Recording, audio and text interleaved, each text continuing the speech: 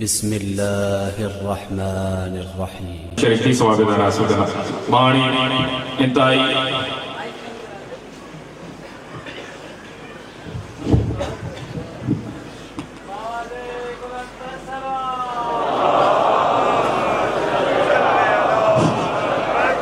ادب احترام سے گزارش ہے کتاب اللہ حجت الاسلام والمسلمین قبلہ علامہ سید شہنشاہ حسین نقوی صاحب کے دربار مجلس اعزاز سے خطاب کا فرمائے نعرہ تکبیر، نعرہ رسالت، نعرہ حیدری و محمد و آل محمد بلند کر صلوات۔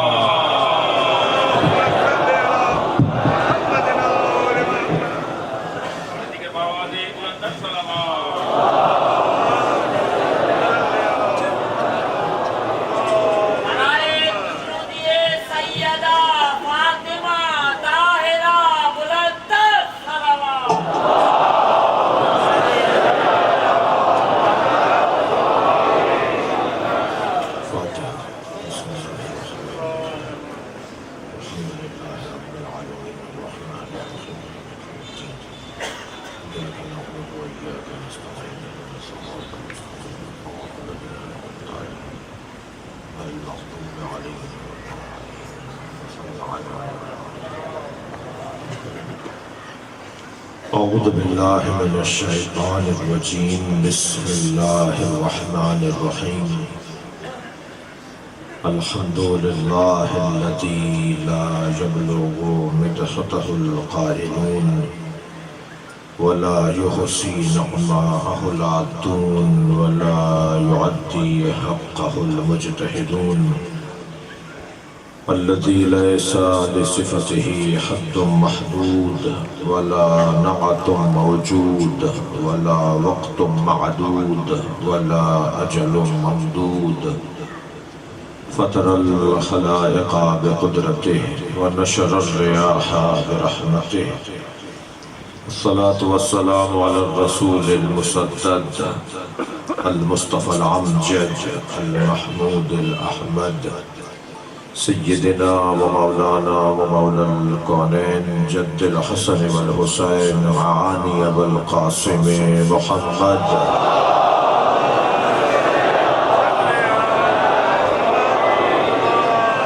وآلہ الطیبین الطاہرین المعصومین الذين قال الله إنما يريد الله ليذهب عنكم الرجس أهل البيت ويطهركم تطهيرا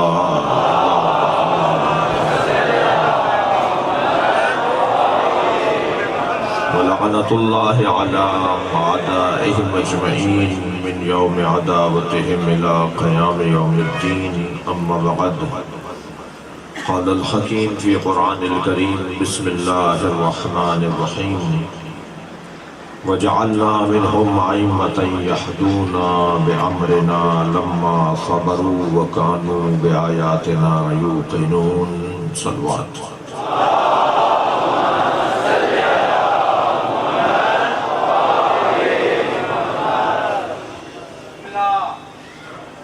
سورہ مبارکہ سجدہ آیت کا نشان ہے 35۔ اللہ اپنے اس کلام میں نظام امامت کو بیان کر رہا ہے۔ اللہ کا نہ تو کسی سے پڑوس ہے، نہ اللہ کا کسی سے پڑوس ہے اور نہ ہی کسی سے رشتہ داری ہے۔ رشتہ داریوں کی بنیاد پر کچھ دیا لیا جاتا ہے اور پڑوس کی بنیاد پر کچھ لیا اور دیا جاتا ہے۔ جو ہمارے پڑوسی ہیں ان کو کچھ بھیج دیو، ان کے ہاں سے کچھ آتا ہے، ہمارے ہاں سے کچھ جاتا ہے، اور رشتہ داروں کا خیال کرنا پڑتا ہے۔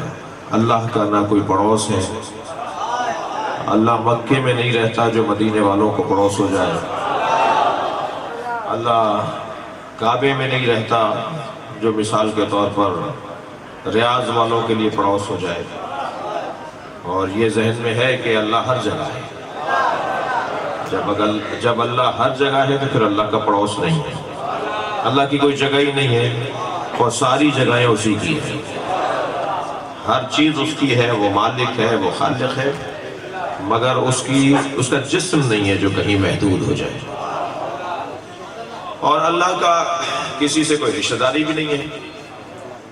لم یلد ولم یولد، نہ وہ کسی کا باپ ہے نہ وہ کسی کا بیٹا ہے. جب نہ رشتہ داری ہے نہ پڑوس ہے تو پھر اللہ کسی کو دیتا ہے تو کس بنیاد پہ دیتا ہے؟ اللہ اگر کسی کو عطا کرتا ہے تو اللہ معیار اور اہلیت اور قابلیت کی بنیاد پر عطا کرتا ہے.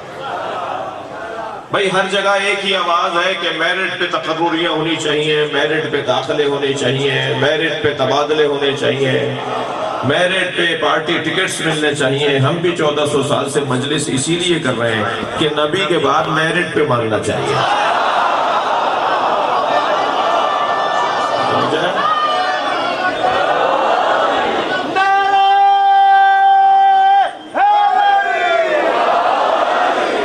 اگر کسی کو بڑا ماننا ہے تو اس کا سبب یہ ہونا چاہیے کہ قابلیت ہو، اہلیت ہو.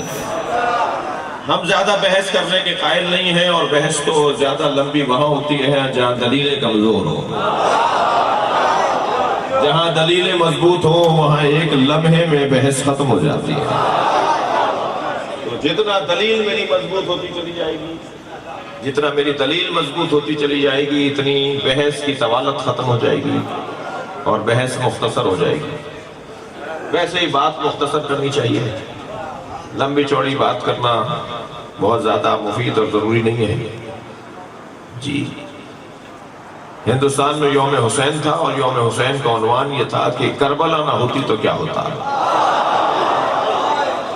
اور مہمان خصوصی تھے علامہ نقل صاحب. جب انہیں وقت دیا گیا تقریر کرنے کا تو 2 3 4 منٹ رہ گئے، وقت ختم ہو چکا تھا. کہا جی 2 منٹ میں بتا دیجئے، 4 منٹ میں بتا دیجئے، مختصر تقریر کر دیجئے. انہوں نے کہا جی 4 منٹ بھی زیادہ ہے، میں تو آدھے منٹ میں بتا دوں گا. کربلا نہ ہوتی تو کیا ہوتا. تو نقل صاحب اب مائک پر آئے اور ایک جملے میں انہوں نے کہا کہ اگر کربلا نہ ہوتی تو جمعے کی نماز بدھ کو ہوتی.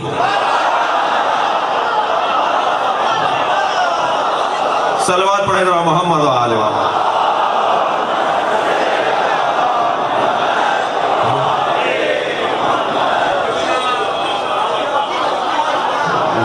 موصوف جا رہے تھے جمعے کے دن سفر پر، حاکم وقت، تو وہ جا رہے تھے. نہیں جانے تو بچے کو پریشان ہو رہا ہے بھی کوئی، جانے دو، جاؤ جاؤ جاؤ جاؤ جانا ہے تو بھیج. صلوات پڑھے ذرا محمد.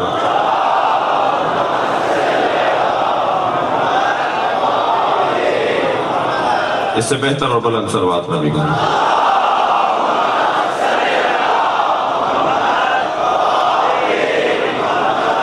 چار صاحب کو جگہ.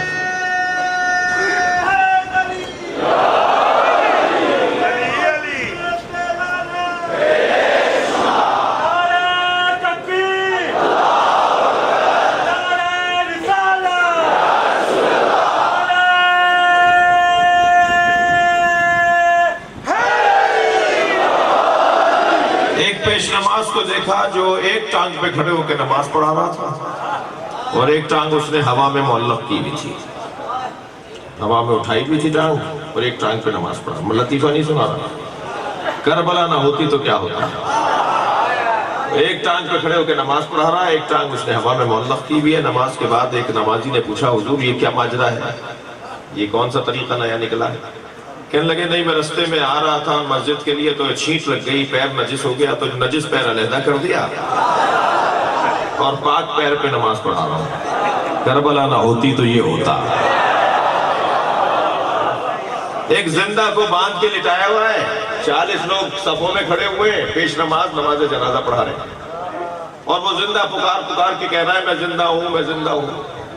اور مولانا جنازے کی تکبیریں پڑھا رہے ہیں. جب مولانا نے جنازہ پورا کر دیا تو کسی نے کہا حضور یہ تو زندہ ہے، آپ کہہ رہے ہیں جنازہ پڑھا رہے ہیں، یہ تو کہہ رہا ہے میں زندہ ہوں. کہنے لگے میں کیا کروں، یہ ایک کہہ رہا ہے میں زندہ ہوں، یہ 40 کہہ رہے ہیں یہ مردہ ہے. کربلا نہ ہوتی تو کیا ہوتا. صلوات پڑھے ذرا محمد و آل محمد.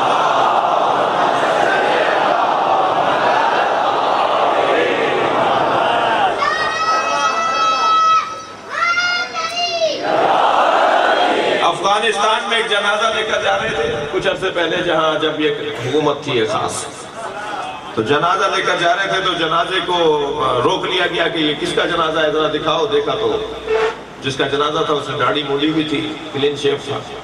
کہنے لگے پہلے اسے 80 کوڑے مارو, اس نے داڑھی کیوں مونڈی ہے؟ تو جنازے کو 80 کوڑے مارے گئے. کربلا نہ ہوتی تو کیا ہوتا؟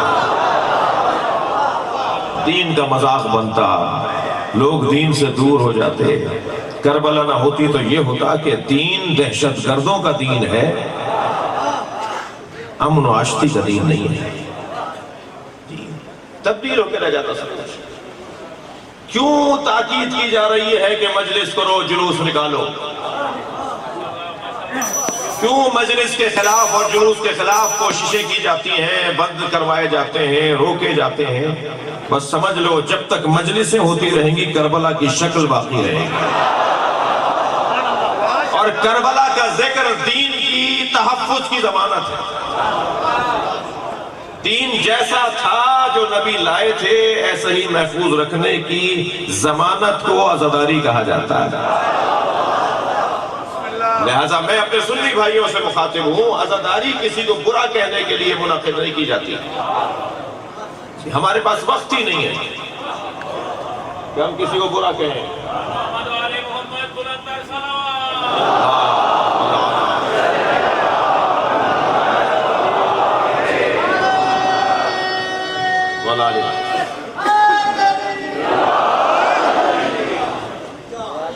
اچھا اتفاق ہو رہا ہے, شاہ صاحب اور ہم ساتھ ساتھ پڑھ رہے ہیں مجلس, اور ابھی نوحانی ہوگی. ان کے گلے میں اللہ نے بڑا درد عطا کیا ہے, اللہ نے ان کو بہت سوز عطا کیا ہے.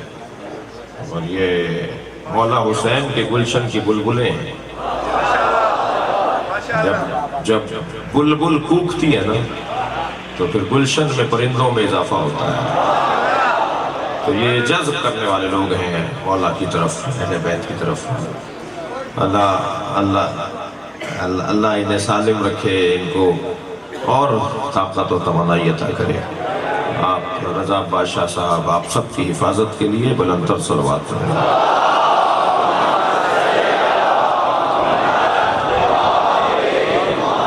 میرے لیے یہ مجلس تھوڑی سی عجیب ہے, اس لیے کہ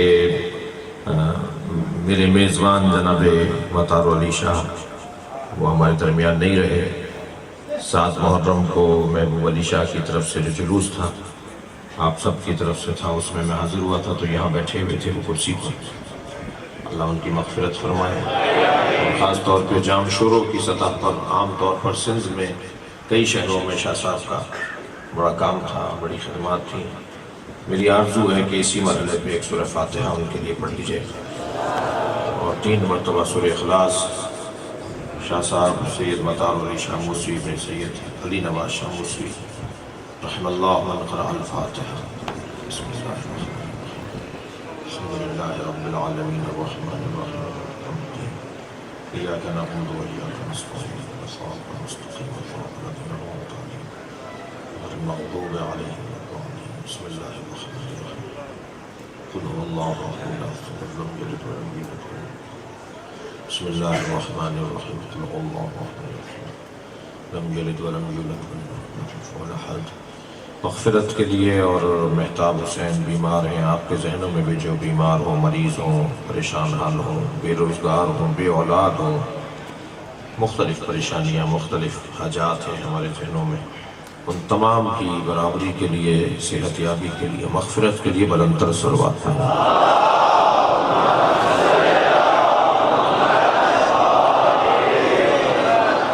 توجہ میرے ساتھ ہے. پروردگار عالم کا نہ کسی سے پڑوس ہے, نہ اللہ کی کسی سے رشتہ داری ہے. اللہ قابلیت کی بنیاد پر مقام عطا کرتا ہے, اہلیت کی بنیاد پر مقام عطا کرتا ہے. جی آپ اور میں اگر اپنی قابلیت بڑھا لیں تو اللہ ہمیں بھی بہت کچھ دے دے گا.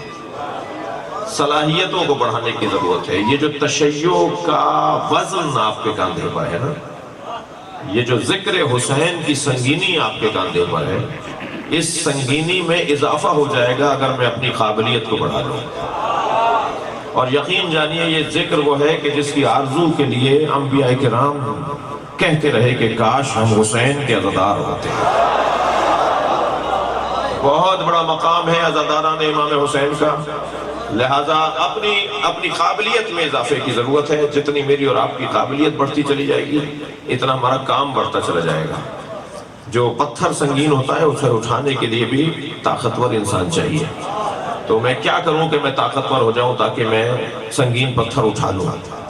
2-3 موٹی موٹی چیزیں ہیں جن کو اگر میں حل کر لوں اور انہیں حاصل کر لوں تو میں طاقتور ہو جاؤں گا.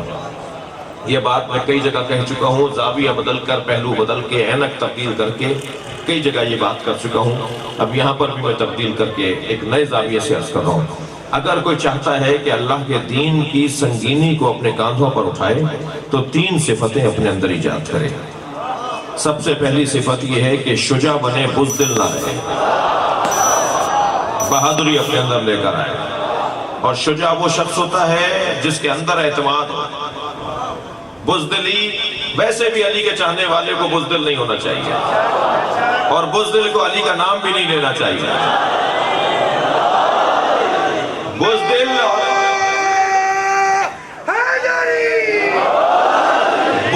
اور مولا علی کا نام لینا یہ دونوں جڑتے نہیں ہیں. میں ایک سکھ کا، ایک سردار جی کا کلپ دیکھ رہا تھا. ہندوستان کے ایک سردار جی، ایک سکھ، وہ تقریر کر رہے تھے اور کہتے کہ میرا پوتا روزانہ گھر میں اچھلتا ہے، کودتا ہے، آوازیں لگاتا ہے اور بار بار کہتا ہے یا علی یا علی. تو میں نے اپنے پوتے سے پوچھا تم یا علی کہہ کر کیوں پکارتے ہو؟ کہنے لگا دادا جب میں یا علی کہتا ہوں میرے بدن میں طاقت آتی ہے، میرے خون میں حرارت آنے لگ جاتی ہے، میرے بدن میں توانائی آنے لگتی ہے. تو علی کا چاہنے والا، علی کا نام لینے والا بزدل نہیں ہوتا. بزدلی کو ختم کرنے کی ضرورت ہے. اچھا، بزدلی کا کوئی تعلق یا صرف تعلق میدان میں اترنے سے نہیں ہے کہ جو میدان چھوڑ کر بھاگ جائے وہ بزدل ہے، جو میدان میں کھڑا رہے وہ بہادر ہے. میدان صرف تلوار کا تو نہیں ہوتا. 200 سنیوں میں کھڑے ہو کے ہاتھ کھول کے نماز پڑھ کے دکھاؤ. سلوات پڑھے ذرا محمد و آل محمد.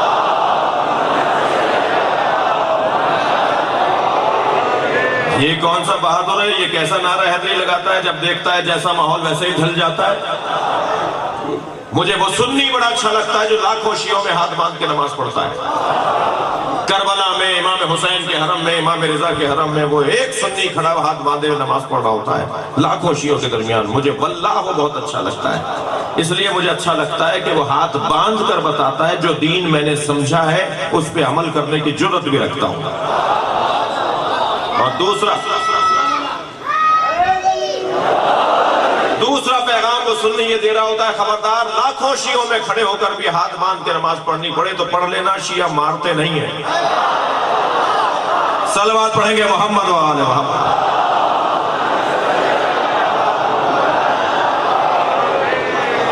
صفتیں اپنا لیجئے میرے بچوں، جوانوں. میری خوش قسمتی ہے کہ میری مجلس میں جوانوں کی تعداد زیادہ ہے اور جو بزرگ بیٹھے ہیں وہ بھی دل کے جوان ہیں.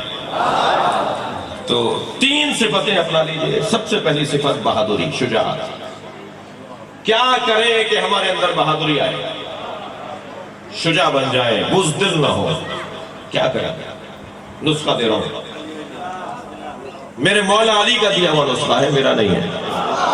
ڈاکٹر صاحب مولا علی فرماتے ہیں کہ جس چیز سے تمہیں ڈر لگے وہی کام کر کے دکھاؤ، خود بخود بہادر بن جاؤ گے.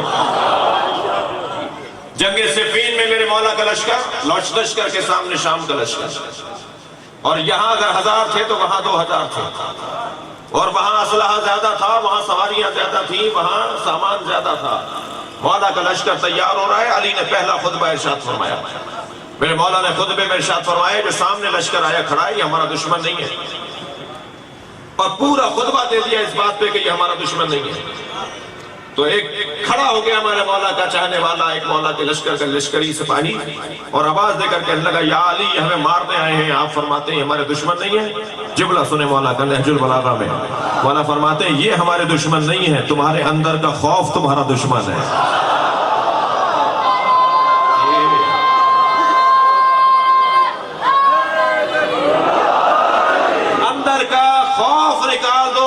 کوئی دشمن ہی نہیں ہے. میں ابھی ایک اجلاس کے اندر بیٹھا تھا، میرے سامنے ایک ایسا شخص بھی بیٹھا تھا جس نے ہمیں بہت مارا ہے، اس ملک میں قتل کیے ہیں ہمارے بہت. ایک ایسا شخص بیٹھا تھا جس نے پاکستان میں لاکھوں شیعہ قتل کیے ہیں، اور اتفاق ہوا مجھے سامنے بٹھا دیا گیا، تو سب ماسک لگائے ہوئے تھے، میں نے ماسک اتار کر اچھی طرح چہرہ کھول دیا کہ اچھی طرح پہچانو یہ علی کا چاہنے والا ہے۔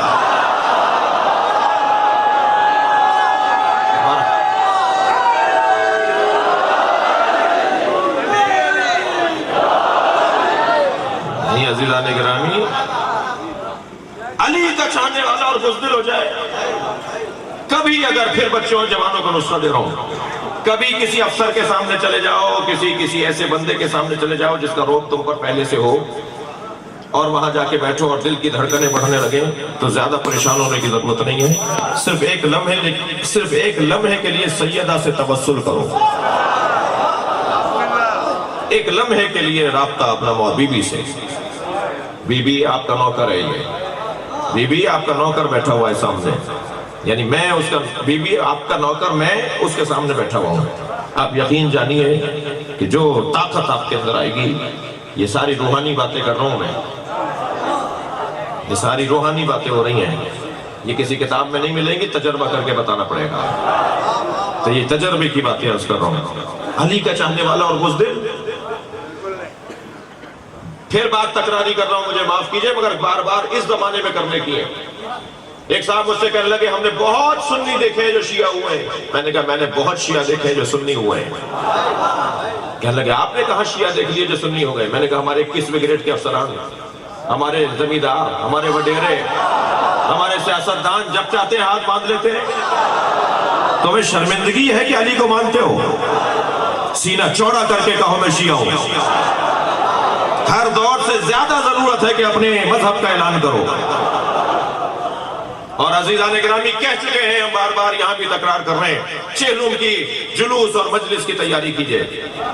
ہر سال آپ جلوس میں شریک ہوتے ہیں، کوئی پہلی دفعہ نہیں ہوں گے، جلوس پہلی دفعہ نہیں نکل رہا، لیکن صرف اتنی گزارش ہے کہ اگر جلوس میں ہر سال آپ کمزوری کے ساتھ آدھا جلوس کر کے زیارت کر کے واپس آ جاتے تھے، تو اس سال جلوس شروع ہونے سے ختم ہونے تک غیر حاضری نہیں ہوگی۔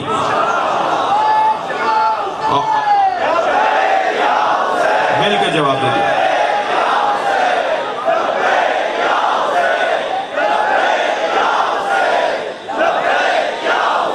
بلندر صلوات پڑھیں۔ اللہم صلی اللہ علیہ وسلم۔ تھک تو نہیں رہے میری باتوں سے؟ ہر سال سے زیادہ جلوسوں میں شرکت ہوگی، اور جو ویل چیئروں پر بزرگ ہیں انہیں بھی باہر لے آئیے، جو گودوں کے بچے ہیں انہیں بھی باہر لے آئیے، اور پورے جلوس میں چند جھنڈے پاکستان کے بھی ہوں گے، مختلف جگہوں پر نظر آنے چاہیے ہاتھ میں پاکستان کے جھنڈے۔ ہم بتانا چاہتے ہیں کہ اس ملک میں عزادار زیادہ ہے یا دشمن عزادار زیادہ ہے، اور ہم کوئی نیا کام نہیں کر رہے، ہمارا شہری، قانونی، آئینی، فردی، شخصی یہ حق ہے۔ تو پہلا وہ بندہ کیا کریں کہ کیا کمزوریاں دور کریں کہ ہمیں اور ذمہ داریاں مل جائیں؟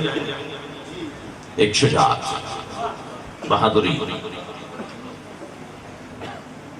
کچھ جانوروں کی صفات کو اپنانے کا اہل بیت نے ہمیں حکم دیا ہے جی، جو ائمہ کی زبان سے جانوروں کی خوبیاں بیان ہوئی ہیں نا، تو کچھ جانور ہیں، کبوتر کے اندر ایک خوبی ہے، گھوڑے کے اندر ایک خوبی ہے، حتی سانپ کے اندر کچھ خوبیاں ہیں، بچھو کے اندر کچھ خوبیاں ہیں، اور آپ کے گھروں میں ابھی یا پہلے پلی بھی ہوں گی مرغیاں۔ مرغی سب سے زیادہ پرندوں میں بزدل پرندہ ہے، ذرا پتھر پھینکیے، ڈنڈی پھینکیے، ہاتھ کا اشارہ کیجیے، ڈر کے بھاگ جائے گی، بزدل پرندہ ہے۔ لیکن جب اس کے انڈوں سے بچے نکل آتے ہیں تو یہ چیل سے لڑ جاتی ہے، کتے بلی سے لڑ جاتی ہے، انسان اگر اس کے بچوں کے قریب آئے تو انسان کو پر مارتی ہے، چونچ مارتی ہے، لات مارتی ہے۔ یہ انڈوں میں بچے نکلنے سے پہلے بزدل تھی، بچے کے آ جانے کے بعد یہ بہادر کیسے ہو گئی؟ فرق یہی ہے کہ اسے کسی سے محبت ہو گئی ہے۔ اگر کسی سے محبت ہو جائے تو بہادری آ جاتی ہے۔ ہمیں علی سے محبت بڑھانی ہوگی تاکہ بہادری آ جائے۔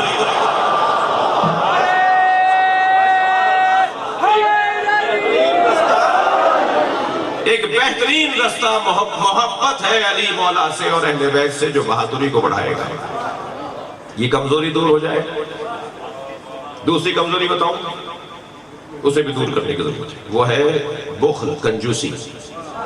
شیعہ اور کنجوس، علی کا نعرہ لگانے والا اور کنجوس، اہل بیت کا ماننے والا اور کنجوس نہیں. کنجوس کا کوئی تعلق نہیں ہے علی والے سے، خود مولا علی سے کوئی تعلق نہیں ہے. یہ جس دروازے پر آ کر بیٹھا ہے، اس وقت امام بارگاہ میں آپ کی جگہ تنگ پڑ گئی ہے، جو یہ جس جگہ پر آ کر بیٹھا ہے وہ گھرانہ وہ ہے کہ ہوتا ہے تب بھی دیتے ہیں، نہیں ہوتا تب بھی دیتے ہیں. میری مجلس میں یہ جملہ شاہ صاحب ایک صاحب نے سنا، ایک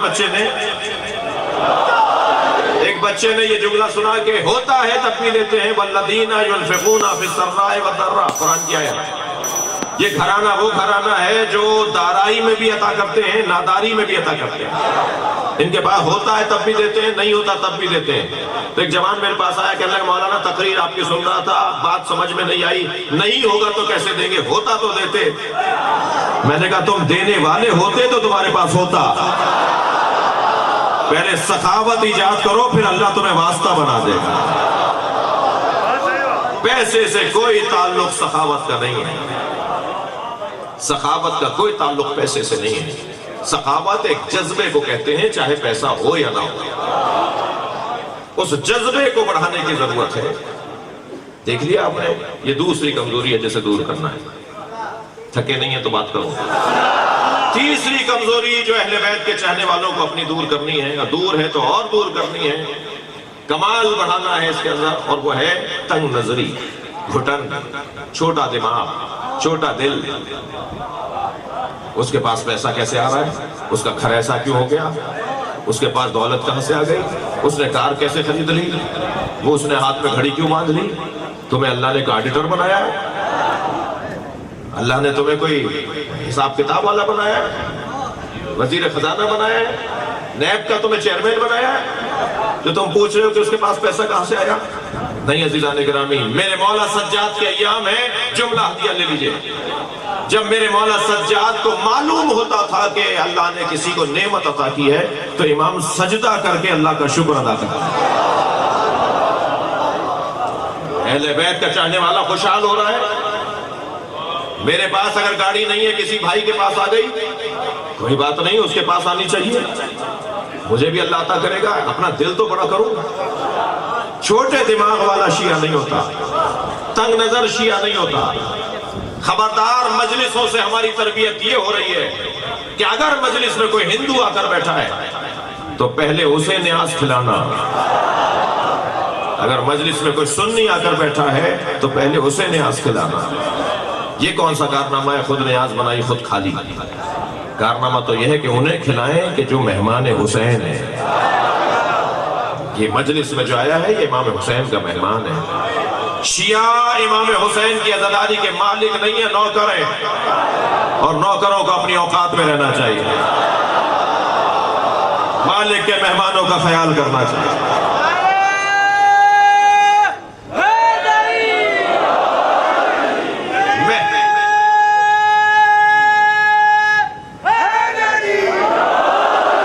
محلے میں، علاقے میں اگر کوئی آپ کا مخالف، ظاہری طور پر مخالف، اگر اس نے سوچ لیا ہے کہ میں مخالف ہوں، آپ کا کوئی مخالف نہیں ہے، اس نے سوچ لیا ہے کہ وہ آپ کا مخالف ہے، تو اس سے پیار بڑھائیے، اس سے محبت بڑھائیے، اس کے لین دین بڑھائیے.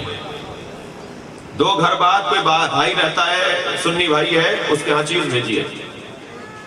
اگر وہ کہیں ہم نیاز نہیں کھاتے تو ناراض نہ ہوئیے، دوبارہ بھیجیے. 3-4 دن بعد پھر تیسری دفعہ بھیجیے. اگر وہ نیاز لوٹا دے تو پریشان نہ ہو، یہ آپ کا اور اس کا مسئلہ نہیں ہے، اس کا اور حسین کا مسئلہ ہے. اور میں آپ کو یقین کے ساتھ کہہ رہا ہوں کہ 3 دفعہ سے زیادہ آپ کو زحمت نہیں کرنا پڑے گی، 4تھی دفعہ اس کے ہاں سے نیاز آئے گی. ہم بھی نیاز کرتے ہیں. سب سے زیادہ اخلاق ہے جو انسان کو کامیابی دلوا سکتا ہے. میل ملاپ، اخلاقیات، اچھے انداز سے بات کرنا، ذہن کو بڑا کرنا، تنگ نظری سے باہر آنا. اور میں پھر گزارش کروں گا اپنے بچوں اور جوانوں سے، خبردار، اہل سنت کے مقدسات کی توہین کرنا حرام ہے. اہل سنت کے مقدسات کی توہین کرنا حرام ہے. دقت ہے. اہل سنت کے مقدسات کی توہین کرنا حرام ہے، اس کا یہ مطلب بھی ہرگز نہیں ہے کہ ہم ان کی پیروی کرنے لگے جن کی وہ پیروی کرتے ہیں۔ نہیں، ہم جو پیروی کرتے ہیں ان سے زیادہ اچھے ہوتے تو ہم کسی اور کو کرتے ہیں۔ ہم جن کی پیروی کرتے ہیں، اہل سنت کے مقدسات کی توہین کرنا حرام ہے، لیکن پیروی ہم علی کی کریں گے، پیروی ہم اہل بیت کی کریں گے۔ اور میں اگر حضرت ابوبکر کا قول تمہیں سنا دوں تو جا کے انہیں سنا دو کہ حضرت ابوبکر فرماتے ہیں لم تلد النساء مثل علی بن ابی طالب، کائنات میں کوئی عورت نہیں ہے جس نے علی جیسا بچہ جنا ہو۔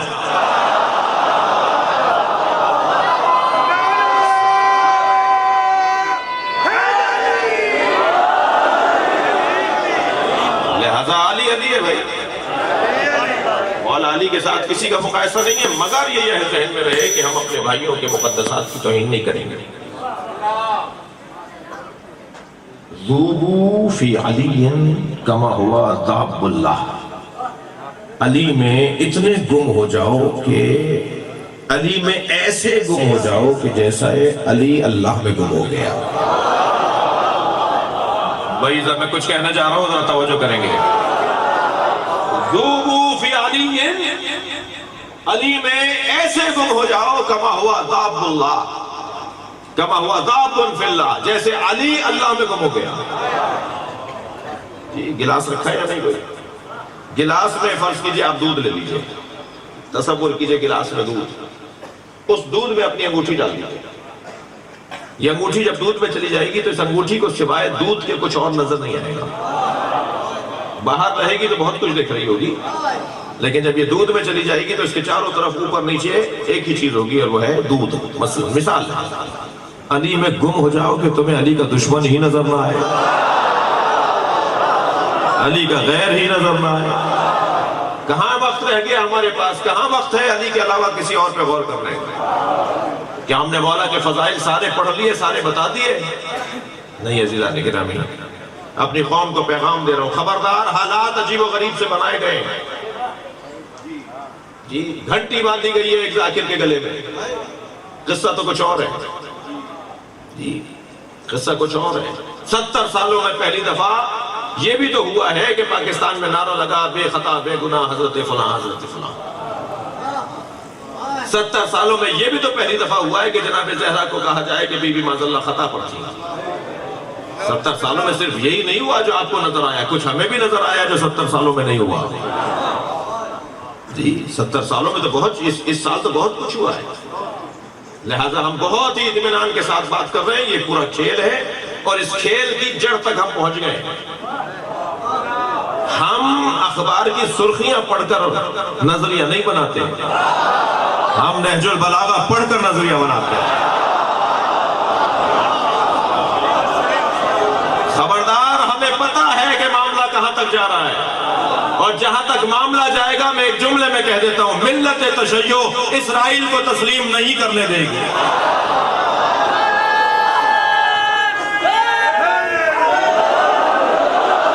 بلندتر صلوات پڑھے محمد و آل محمد۔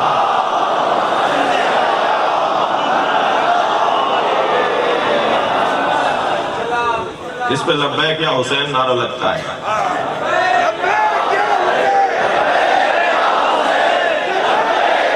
مل کر جواب دیجئے، مل کر۔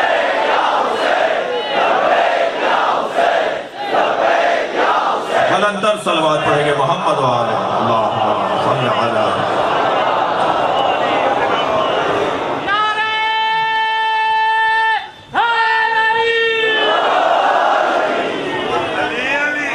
آپ کو کہیں اور تو نہیں جانا؟ توجہ ہے؟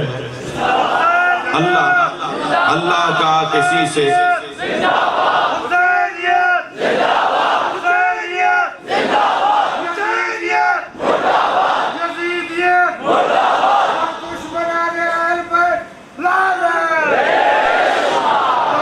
اس سال ایک نعرہ اور بڑھا دیجئے۔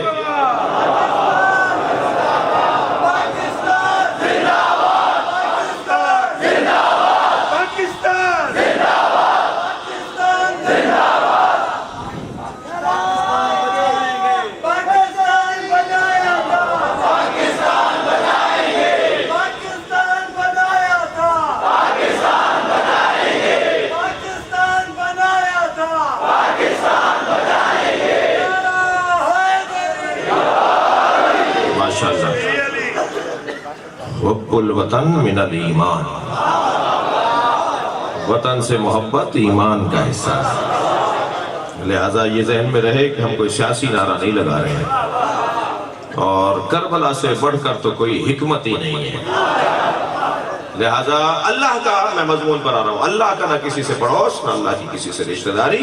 اللہ میرٹ کی بنیاد پر، قابلیت کی بنیاد پر، صلاحیت کی بنیاد پر منصب عطا کرتا ہے۔ لہٰذا اللہ نے اس گھرانے کو جو منصب عطا کیا ہے وہ قابلیت کی بنیاد پر۔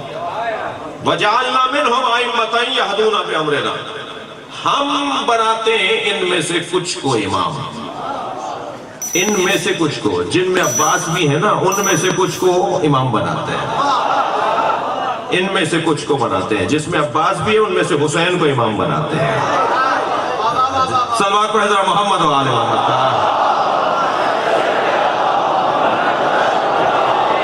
ہم ان میں سے کچھ کو امام بناتے ہیں، اور کس کو امام بناتے ہیں؟ جس کے اندر یہ تین صفتیں پائی جاتی ہیں۔ یہدون بامرنا، جس کے اندر ہمارے امر کی ہدایت کرنے کی صلاحیت ہے۔ ہر آدمی ہر کام نہیں کر سکتا، جسے قرآن یاد نہ ہوتا ہو وہ تفسیر کیا بتائے گا؟ وہ تفسیر کیا بتائے گا؟ قرآن مجید کی تفسیر، اللہ کے دین کی تشریح وہ کرے گا جس میں قابلیت ہو۔ ہارون رشید نے، معاف کیجئے گا، متوکل نے منت مان لی اس کی ماں نے کہ اگر میرا بچہ ٹھیک ہو گیا، بیمار ہو گیا تھا، ٹھیک ہو گیا تو میں کثیر سجدہ، کثیر صدقہ اللہ کی راہ میں دوں گی۔ کیا؟ کثیر صدقہ اللہ کی راہ میں دوں گی۔ متوکل کی ماں نے منت مانی، متوکل ٹھیک ہو گیا تو کہا جی کثیر صدقہ دیں، تو کہا کتنے دیں؟ 20 25 50 جانور دے دیں، سونا دے دیں، صدقہ کیا دیں، کتنی تعداد میں دیں؟ کثیر کسے کہتے ہیں؟ تو کسی مفتی صاحب نے کہا جی 20 دے دیجئے۔ اس نے کہا جی 20 کیوں؟ 25 کیوں نہیں؟ کسی نے کہا جی 25 دے دیجئے۔ انہوں نے 25 کیوں؟ وہ سمجھ رہے تھے کہ زیادہ بڑھانا چاہ رہے ہیں۔ کسی نے کہا جی 30 دے دیجئے۔ انہوں نے کہا 30 کیوں؟ دلیل دو نہ، 20 والے کے پاس دلیل کے 20 دے دے تو کثیر، نہ 25 والے کے پاس دلیل کے 25 دے تو کثیر۔ اب یہ سارے پریشانی بڑھتی گئی، تو جب پریشان ہوتے ہیں نا تو انہیں ہمیشہ مشکل میں مشکل کشا یا ان کی اولاد ہے۔ کہنے لگے اس کا جواب دیں گے علی النقی، شیعوں کے امام۔ میرے مولا نقی کا دور ہے،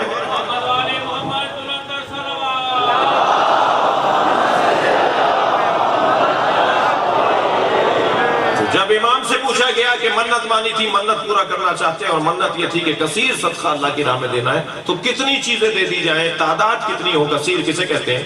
امام نے فرمایا 80 چیزیں اللہ کی راہ میں دے دو، 80 جانور دے دو، 80 سکے دے دو، 80 کی تعداد دے دو۔ تو جیسے وہاں 20 والے سے اور 25 اور 30 والے سے پوچھا گیا، ایسے یہاں بھی امام سے کہا گیا کہ جی 80 کیوں؟ حضرت نے فرمایا تم نے قرآن نہیں پڑھا؟ پروردگار عالم نے اپنے نبی سے کیا کہا؟ لَقَدْ نَصَرَكُمُ اللَّهُ فِي مَوَاطِنَ كَثِيرًا، اللہ نے ہے میرے مصطفیٰ، اللہ نے تمہیں کثیر موقعوں پر نصرت عطا کی ہے۔ تو اللہ نے 80 جنگوں میں ہی تو نصرت دی تھی۔ صلوات پڑھیں محمد و آل محمد۔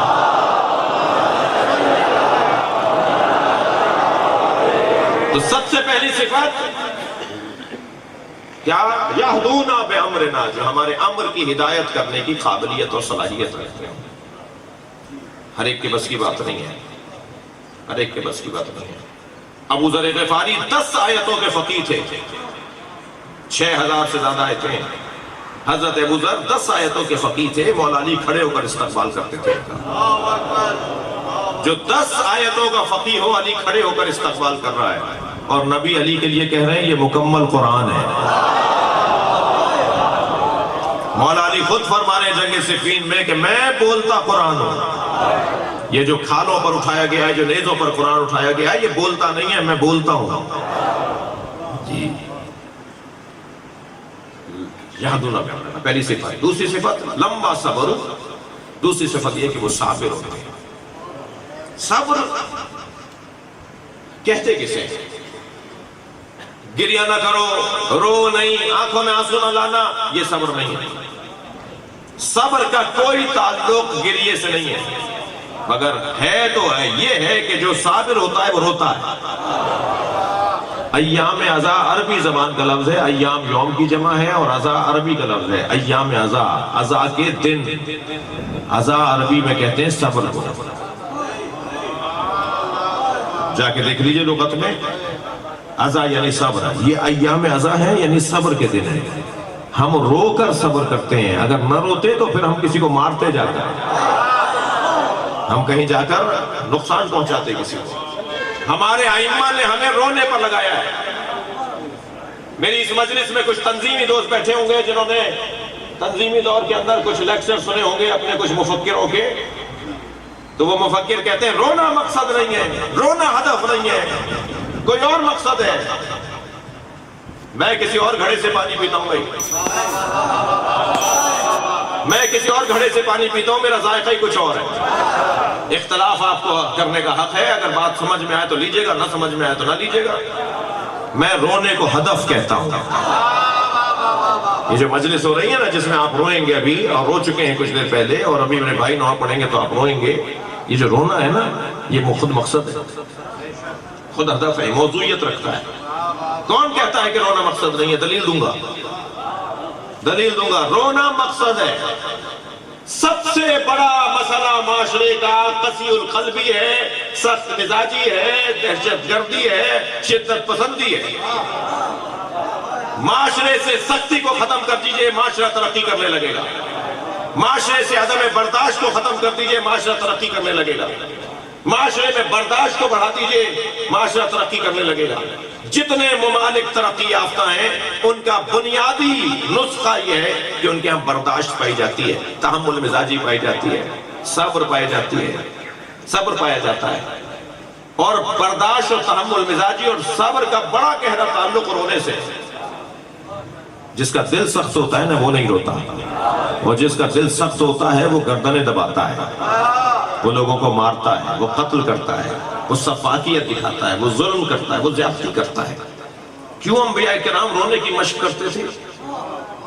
انبیاء کرام کا دن بھر کا ایک دورانیہ رونے میں گزرتا تھا۔ حتیٰ بعض نبیوں نے بعض غذاؤں کی تعلیم دی ہے کہ فلاں غذا کھاؤ تاکہ تمہارے آنسو آ جائیں، تمہیں رونا آ جائے۔ میری بی بی سیدہ فرماتی ہے مجھے بچے اس لیے اچھے لگتے ہیں کہ یہ روتے زیادہ ہیں۔ کیوں بچے اس لیے اچھے لگتے ہیں؟ روتے زیادہ ہیں۔ بچے روتے کیوں زیادہ ہیں؟ ان کا دل نرم ہے۔ سیدہ چاہتی یہ ہے کہ تم 80 سال کے ہو جاؤ مگر دل تمہارا نرم رہے۔ عزیزان گرامی، پھر ایک جملہ کہہ کر آگے بڑھوں۔ کتنے اس ملک کے اندر دھماکے ہوئے، خود کچھ دھماکے ہوئے، ٹارگٹ کلنگ اس ملک کے اندر کیا کچھ نہیں ہوئی۔ ہم نے 20,000 سے زیادہ جنازے اس ملک کے اندر اٹھائے، اور بعض تو ایسے ایسے ہم نے سپوت اس ملک کے اندر گرتے ہوئے دیکھے۔ کیسے کیسے آسمان ہم نے زمین میں دفنائے ہیں، کتنے بڑے بڑے لوگ ہم نے زمین میں دفنا دیے۔ لوگ زمین سے سونا نکالتے ہیں، ہم نے سونے زمین میں دبائے ہیں۔ ہاں، ہم نے کتنا نقصان کیا، مگر کبھی کسی شیعہ نے جا کے خود کش دھماکہ کیا؟ کبھی کسی عزادار نے جا کر کسی کو فائرنگ کی؟ کیوں؟ اس لیے کہ آپ کو رلا کر رونے کی مشق کر کے تربیت کی جا رہی ہے۔ جو قوم رونے کی مشق کرتی ہو نا وہ کسی کو رلاتی نہیں ہے۔ اتنی عادت ڈالو رونے کی، حضرت مختار فرماتے ہیں، مختار ثقفی رحمت اللہ علیہ فرماتے ہیں اتنا حسین پر رو کہ سینے میں غصہ جمع ہوتا رہے، اور جب حسین کا وارث مہدی آئے تو پھر اس کی حمایت میں یہ غصہ حمایت میں باہر آئے گا۔ پھر وہ کہیں گے کہ اب حسین کے نام پر ایسا کرو۔ یہ ہم مشق کر رہے ہیں۔ رونا انسان کی تربیت کا ایک بڑا عنوان ہے۔ جو روتے ہیں نا ان کا دل نرم ہوتا ہے، وہ رلاتے نہیں ہیں کسی کو۔ لہٰذا کہا ہے معصوم نے اگر رونا نہ آ رہا ہو تو رونے کی شکل بناؤ، رونے کا ماحول بناؤ، رونے کا انداز اپناؤ۔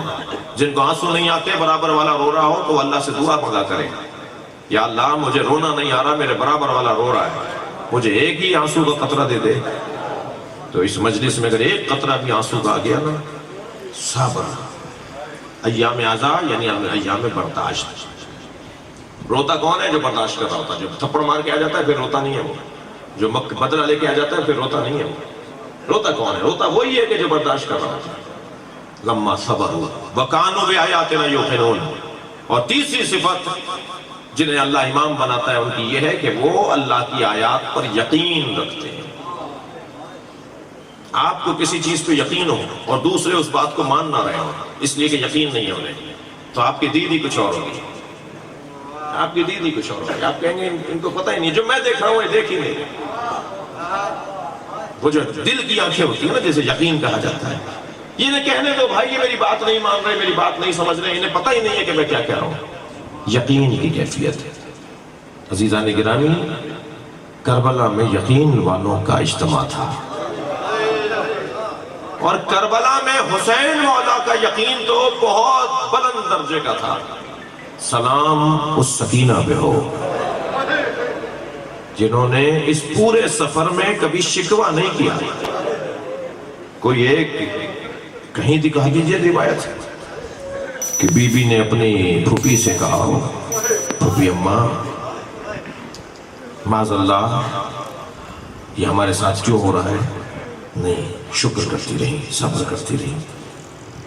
کبھی غور فرمایا کہ اس بچی کی شہادت زندان میں کیسے ہوئی؟ عزاداروں، دم گھٹنے سے ہوئی ہے.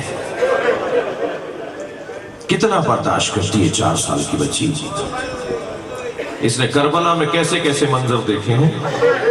آپ بھی صاحبان اولاد بیٹھے ہوئے نا، آپ کے گھروں میں بھی بچے ہیں، آپ کے گھروں میں بھی بچیاں ہیں. کچھ دیر کے لیے سوچیں کہ کیا گزرا ہے اس بچی کے اوپر، کیا منظر دیکھا اس نے کہ جب بھائی سجاد کے نیچے سے بستر کھینچا جا رہا تھا. مجھ سے بیان نہیں ہو پائے گا مختل کی ایک کتاب میں کہ ایک لوٹنے والے یزیدی سپاہی نے جب امام سجاد کا بستر کھینچا نا تو امام لیٹے ہوئے تھے، منہ کے بل تبدیل ہو گئے، اور بہن سکینہ تھی جو بھائی کو سنبھال رہی تھی. یہ کیا منظر تھا جو اس بچی نے دیکھا. اجرکم اللہ. اللہ کسی غم میں نہ رلائے آپ کو سوائے غم اہل بیت میں، ہمیں رونے رلانے والوں میں قرار دے. اس بچی نے اور منظر دیکھا. کیا دیکھا کہ بابا کے لاشے پہ گھوڑا دوڑایا جا رہا ہے. یہ منظر بھی اس بچی نے دیکھا. اور پھر وہ منظر کیسا تھا جو سکینہ نے دیکھا کہ پھوپھی کے سر سے چادر اتر رہی ہے. اور وہ منظر کیسا تھا کہ ایک شخص نے جناب سکینہ کا گوشوارہ مانگا نہیں ہے. اللہ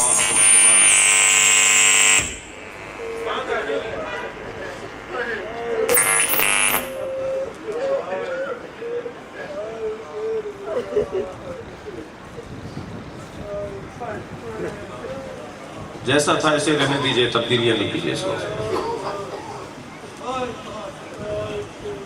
گوشوارے اگر مانگ لیے ہوتے نا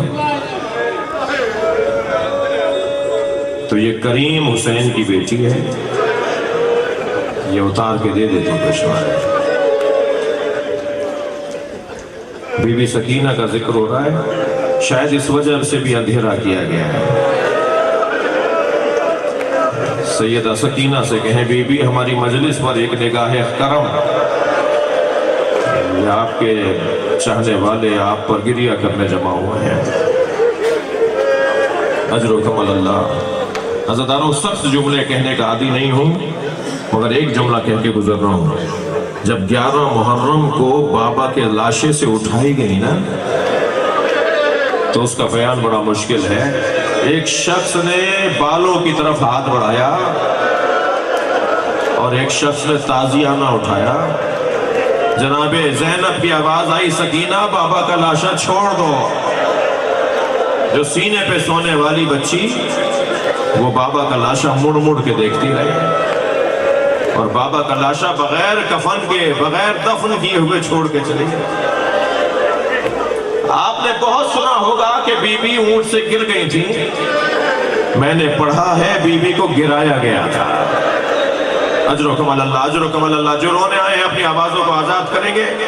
جب آپ بلند آواز سے روتے ہیں نا، امام جعفر صادق دعا دیتے ہیں، امام رضا رونے والوں کو دعا دیتے ہیں، امام محمد باقر مصلی بچھا کے عزاداروں کے لیے دعا کرتے ہیں. بی بی سکینہ کو اونٹ سے گرایا گیا. جب کبھی بابا کا سر دیکھتی تھی نا تو آواز دیتی، بابا مجھے اپنے ساتھ لے جاؤ، بابا مجھے تماچے مارتے ہیں، بابا مجھ پہ ہاتھ اٹھاتے ہیں. کبھی علی اکبر کو آواز دے کر روتی تھی، پورا قافلہ گریا کرتا تھا. ایک ظالم نے دوسرے ظالم سے کہا کہ کیا کریں اس بچی کا رونا بند ہو جائے. تو اس نے کہا سکینہ کا اونٹ آخر میں لے آؤ، میں سکینہ کو اونٹ سے گرا دوں گا، تم قافلہ آگے بڑھا دینا. इब्न रजर नामी एक जालिम ने बीबी को ऊंट से गिरा दिया। काफिला आगे बढ़ने लगा, बीबी पीछे पीछे दौड़ती आ रही है। भैया सैयद सज्जाद में गिर गई, फूफी अम्मा ज़ैनब में गिर गई।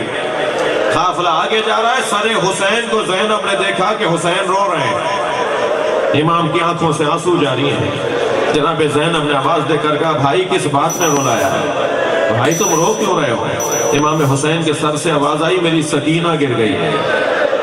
अज़ादारो, जनाब ज़ैनब ने खुद को सवारी से गिरा दिया और उस तरफ गई है जहां से काफिला आ रहा था और आवाजें देती जा रही थी, सकीना कहाँ हो, सकीना कहाँ हो, सकीना कहाँ हो। तो दूर से देखा कि एक दरख्त के साए में एक बुर्का पोश बीवी है जो जनाब सकीना को अपनी आगोश में लिए हुए है और सकीना भी उस गोद में सो गई है।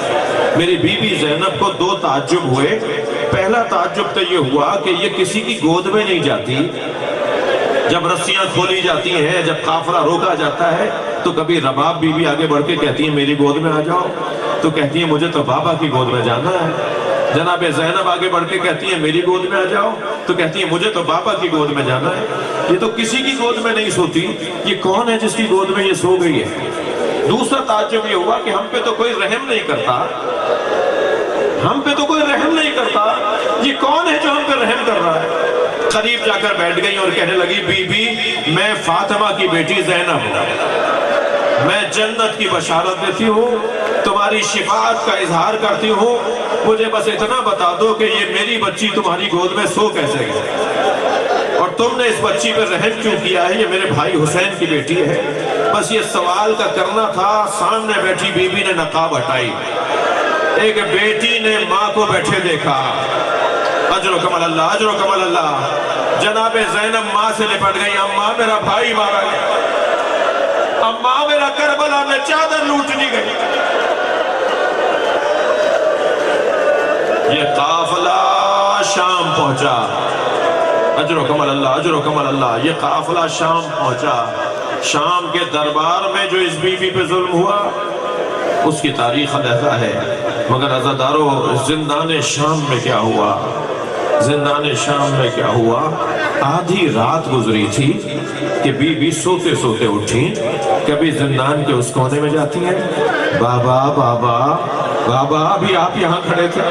कभी जिंदान के उस कोने में जाती है, बाबा। कभी फूफी के पास आके कहती मेरे बाबा आए थे। कभी अम्मा रबाब के पास जाके कहती अम्मा बाबा कह रहे थे मैं तुम्हें लेने आया हूँ। अम्मा मुझे तो बाबा लेने आए थे, बाबा कहाँ चले गए? हाय बाबा, हाय बाबा, बाबा बाबा बाबा कह के रोना शुरू हुई। मेरी बीबी का अधगिरिया जब बुलंद हुआ तो जिंदान की आवाज दरबार तक पहुंची। यजीद के आराम में खलल पड़ा तो कहने लगा इस बच्ची के लिए हुसैन का सर भेज दो, ये अपने बाप का सर देखेगी तो शायद इसका रोना बंद हो जाएगा। सर दरमियान में लाके रखा गया, रुमाल हटाया गया। जनाब सकीना ने इमाम सज्जाद को देखकर कहा, ए भैया ये किसका सर है? फरमाया ये बाबा हुसैन का सर है। तो गिरती थी उठती थी, गिरती थी उठती थी। बाबा के सर के करीब गई, सर हाथ में लेकर कहा, बाबा ये आपके चेहरे पे किसका खून है? बाबा ये आपकी रगें किसने काटी हैं? बाबा बाबा आपकी पेशानी पे पत्थर किसने मारा है? बाबा मैं मुझसे भी पूछिए, मेरे गोशवारे छीन दिए। बाबा मेरे दामन में आग लग गई। अजरो कमल अल्लाह। आखिरी जुमले सुन लीजिए। बच्ची बाबा बाबा कहते कहते बाबा के मुंह पे मुंह रख के सो गई। इमाम सज्जाद करीब आए, नब्ज पर हाथ रखा, आवाज दी, अम्मा ज़ैनब, अम्मा रबाब को संभालिए।